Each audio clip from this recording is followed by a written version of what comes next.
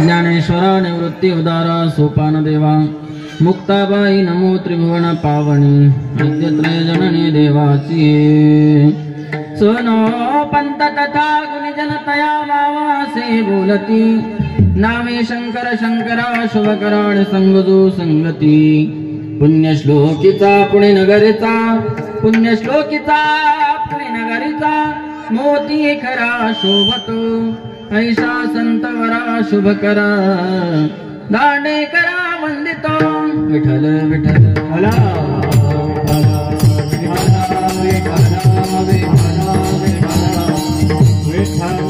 माझी वाणी मानेल संतांसी रंजवू चित्तांसी आपुलिया माझी वाणी तुझे वर्णे गुणनाम ऐसी देई प्रेम काही कळा प्रभु के चरणों में सदा पुनि पुनि करु प्रणाम ऐसी माया तारी रे मेरे प्रियतम श्याम सेवे लागी सेवक झालो सेवे लागे सेवक झालो सेवे लागी सेवक झालो सेवे लागी सेवक झालो तुम लागलो निज चरणा तुम लागलो निज चरणा अहो स्वामी तुकाया देवा यावर न करावा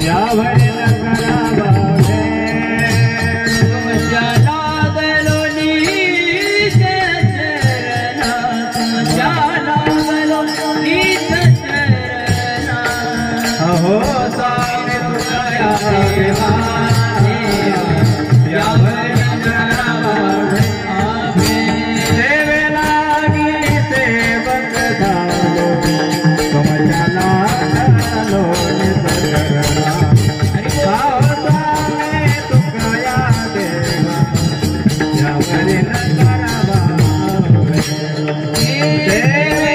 निज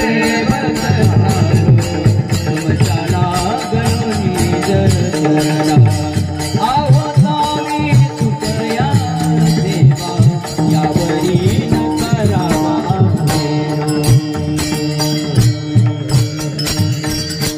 सेवे लागी सेवक झालो तुमच्या लागलो निज चरणा अहो स्वामी तुकया देवा यावरी न करावा अभेर मज दिसत सो परम विख्यात जो जाण ब्रह्मयाचा सुतू नारद जाण नाम तितिक्षु तयाची आचरणी नमनगा जेणे धर्म जितविलाची बळे तो संभाजी जाण नवाई कावतरला जयाची कुळी तया छत्रपतीची आचरण कमळी साष्टांग नमन करीत सो विठ्ठल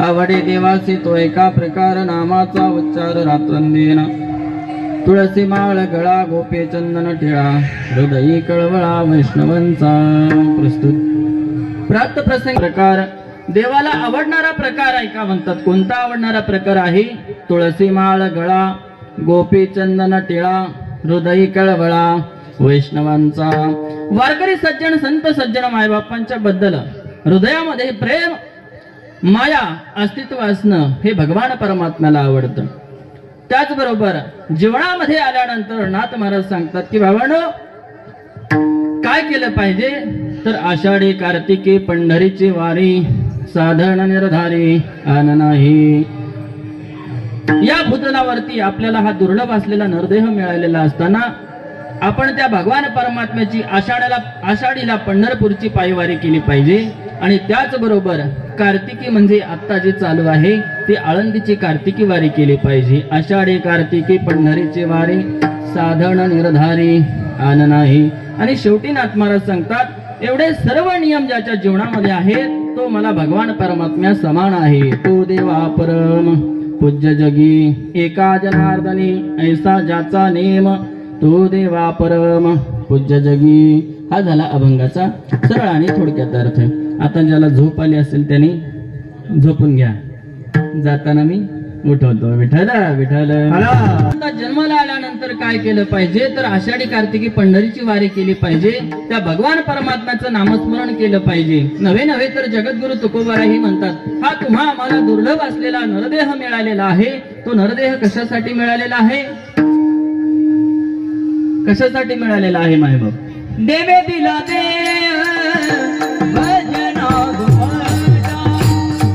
देवे दिला देह भजना गोमाता. देवे दिला देह भजना गोमाता. देह दिला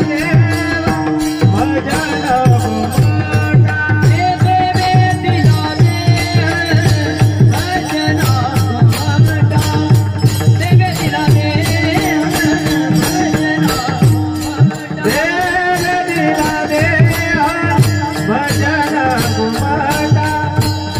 देवे दिला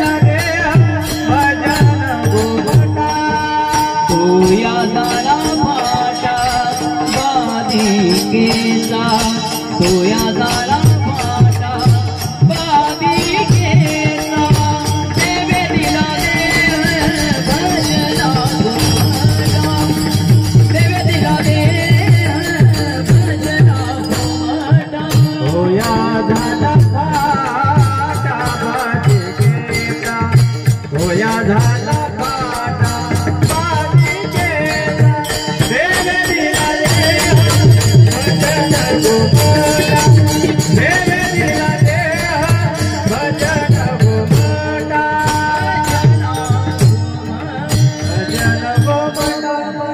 देवे दिला देह भजना गोमटा. तोया झाला पाटा बाधिकेचा. तुकोबाराय म्हणतात, तुम्हा आम्हाला हा देह दिलेला आहे. तो कशासाठी दिलेला आहे? त्या भगवान परमात्म्याचं नामस्मरण करण्याकरिता तुम्हा आम्हाला हा देह दिलेला आहे. देवे दिला देह भजना गोमटा. तोया झाला पाटा बाधिकेचा. मग जन्माला आल्यानंतर तुम्ही आम्ही सर्वजण प्रामाणिकपणे त्या भगवान परमात्म्याचं नामस्मरण करतो का हो? खरं सांगायचं, करतो का? जेव्हा गावामध्ये परिसरामध्ये शेजारी कुठेतरी नामसप्ताह चालू होईल तेव्हा आपण वाटलंच तर जातो. बरोबर आहे की नाही? इथं खोटं बोलायचं नाही. वाटल तेव्हा आपण जातो. दररोज नित्य नेमाने त्या भगवान परमात्म्याचं नामजप करतो का? आपण जन्माला येण्या अगोदर भगवान परमात्म्याकडे विनवणी केलेली असते, प्रार्थना केलेली असते, देवा मला या दुःखातून सोडव. या जीवाने भगवान परमात्म्याकडे प्रार्थना केलेली असते की देवा मला या दुःखातून एक वेळेला सोडव. एक वेळ करी या दुःखा वेगळे दुरितांचे जाळे उगवणे. पुढे काय सांगितलेलं असतं? आणि या दुःखातून एकदा तू मला मोकळं केलं की मी काय करेन?